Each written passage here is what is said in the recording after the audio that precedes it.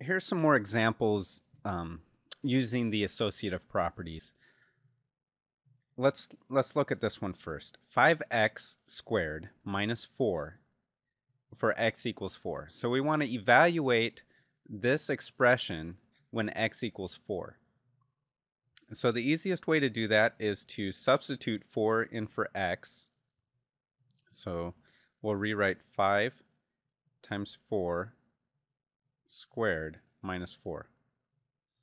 Okay, with order of operations, we do parentheses and exponents first. So here we have an exponent, so we have to do 4 squared. So 5 times 4, right? The 2 exponent means that 4 is multiplied by itself, minus 4. So we do our multiplication next. So 4 times 4, or it'll actually be easier to multiply the 5 times 4 first, which is 20, and then multiply the other 4, minus 4. So I'm going to rewrite it over here. The 20 times 4 is going to give you 80, and then you take away 4, and you're left with 76. So that should be your answer when you do that one. Now this next one, 3 times a plus 10 for a equals 12. So we rewrite it, but instead of a, we're going to substitute the 12 in, plus 10. So that's going to equal, and now we have to do what's in the parentheses first. So 12 plus 10, which is 22. And that's all multiplied by 3. And 22 times 3 is going to give us 66. So that's the answer for this expression when a is equal to 12.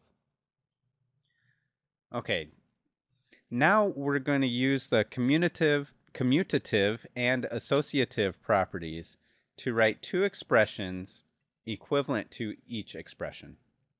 So we start with one expression, and we want to write two more expressions that are equivalent to this using the commutative and the associative properties.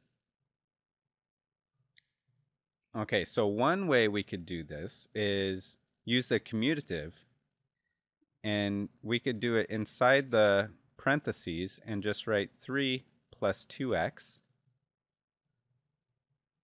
plus y. So what we did was we switched the order here, and that's the commutative property. And this expression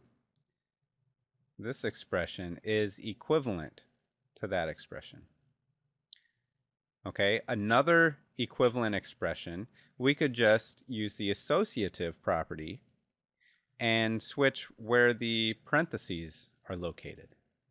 So we could move the parentheses, and you can either use the first one or the second expression because they're both equivalent. Let's use the first one and write an equivalent expression just using the associative property. So we could write 2x plus, and then put the parenthesis, 3 plus y. And that will be an equivalent expression as well. So all three of these expressions are equivalent to each other. And if you want to test that out on your own, you can just replace the x and the y with any number that you want and make sure that you use the same number in each expression and evaluate each expression to see if they're equivalent. But using the commutative and associative properties, they are equivalent.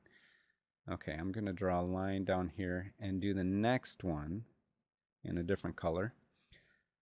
Okay, here's one where you have 4 times a plus 7 inside parentheses and then times b.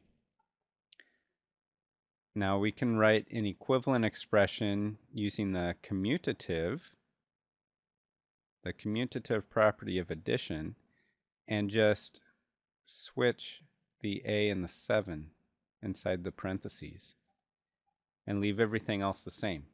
So this is going to be an equivalent expression. Now we could also use the commutative property, and we can switch where the multiplication is. So right now it's 4 times this, all of this inside the parentheses, times b. We could write it as 4 times a plus 7, and then put that in parentheses times b. Or another way we could write it could be 4 times a plus 7 times b, and then put the parentheses, and I'll change the color so you can see, put a parenthesis there. And there could be other ways to do this, but these are just some examples, and it only wants you to write 2 expressions that are equivalent to the original expression.